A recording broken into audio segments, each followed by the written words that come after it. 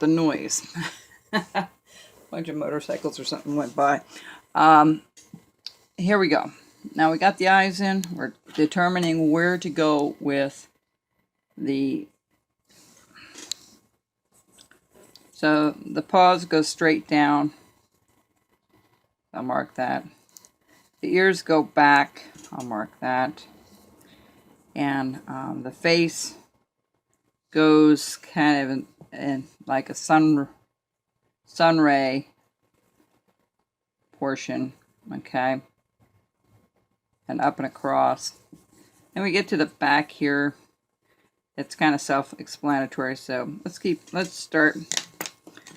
I use a very sharp V tool. I have my own sharpening system that I created last year or the year before, and I use it a lot. I use a little buffer to sharpen these up. I have a lot of good responses from people that bought them and are happy with them.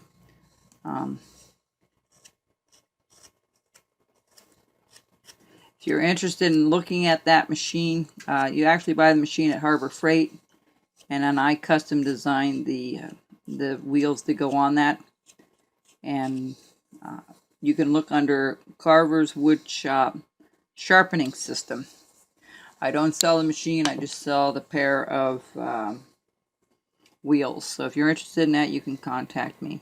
But I do my knives and I do my little V tools and my little itty bitty U-shaped stuff on it.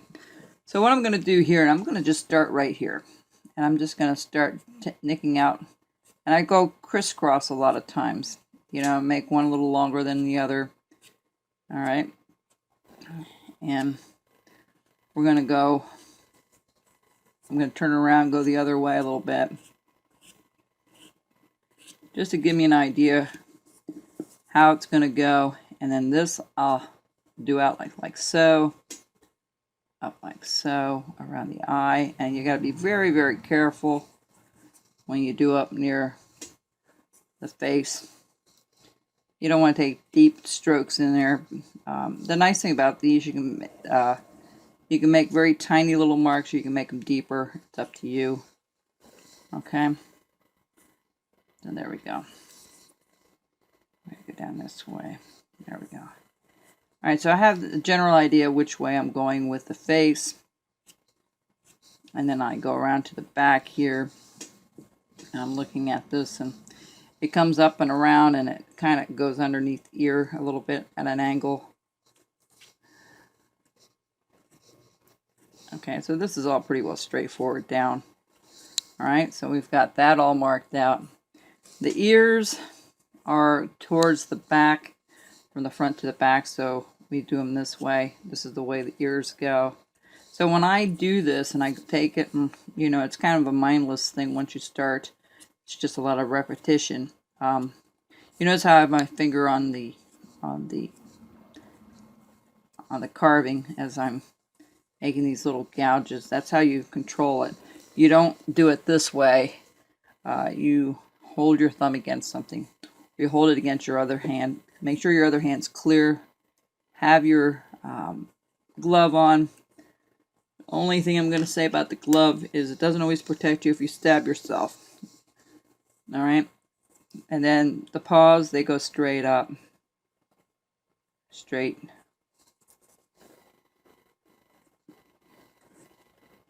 All right, and then when you get down here, it goes, you know, from here, it kind of blends from this, comes out like so. So what I do here is I make a couple of 1, 2, 3, 4, and 5. That kind of gives me the direction. And here I'm also going in that direction. You know, if you go in different directions, you can see it better than if everything goes in the, you know, you kind of have to look at the flow and do the flow your own way. And then as we come off the back here, of course, it's straight up this way. And then when we get down here, we kind of turn it into like the hip, okay? Same thing over here, turning it this way. straight up and down on the tail.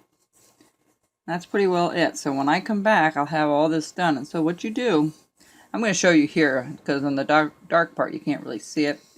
When you do this, you're just going to do little, just go back and forth and try to keep your tool nice and sharp. Now, I'm going to say one thing. If you don't want to do this, you don't have to.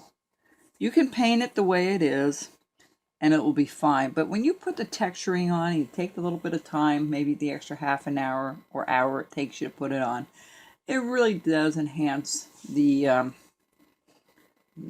carving.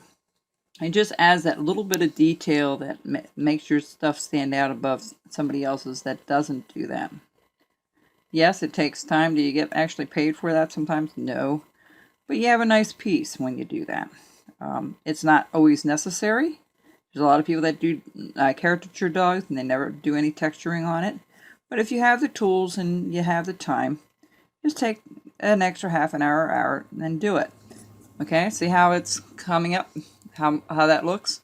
And you're just crisscrossing, okay? Just crisscrossing, but kind of going with the same flow you marked there to start with. And then I'm up here, you see I'm kind of knowing I need to turn it around because I'm going against the grain. And you'll get that too. You'll understand that. But you know, some people really do it really finely. You can use a wood burner if you want. That will have some really good results with that. I just don't care for wood burning. It takes even longer than this sometimes. And I just find I don't like the smoke that comes off of it or the smell that comes off of it. Some people really love it.